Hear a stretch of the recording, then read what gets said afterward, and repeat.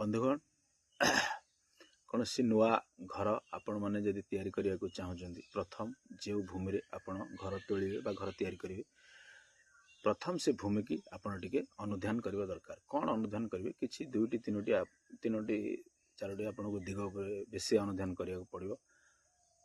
विशेष करी आपण से भूमिर स्लोप उपर टिके गुरुत्व दे दियंतु कहीं ना सब चेष्टा करंतु से भूमिर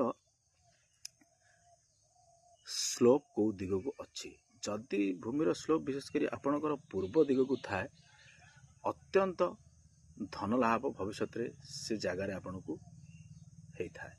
ये गला पूर्व दिग।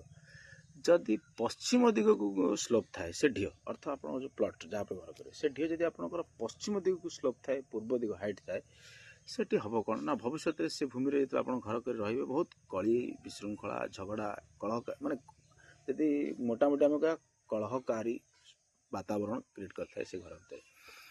तापर आम आसवा विशेषकर उत्तर दिग जदि आपणकर स्लोप थाए अत्यंत बढ़िया आपण उन्नति रे बहुत स्पीड आनी थाए। से उत्तर दिग जदि आपणकर स्लोप थाए उन्नति फ्लो क्रिएट करे थाए।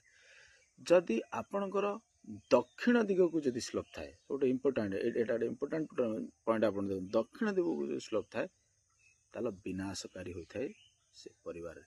दक्षिण दिग जदि स्लोप थाए से घर से प्लॉट जो प्लॉट आप घर तैयारी करेंगे तो यही तीनोटी चारोटी दिग पर आप ध्यान देवे। आ लास्ट आपको कहूँ जदि ईशान्य कोण से प्लॉटर स्लोप थाए आपण मैंने देखिए अत्यंत शुभ फल अर्थ रत्न लाभ धन लाभ ये प्राप्ति से देहपीड़ी जो आप घर करेंगे भविष्य से परिवार क्या ना क्या अत्यंत धन लाभ रत्न लाभ करें जदि ईशान्य कोण को स्लोप थाए। आपको जानवे केमती ना से प्लॉटर सेंटर ठिया हे कंपास धरवे निजे चाहिए कंपास ऑन कर देखिपारे आराम से आप नॉर्थ को टिल्टेड कर देखिपारे कौ जोन को आमर भूमि ढलिकी रही।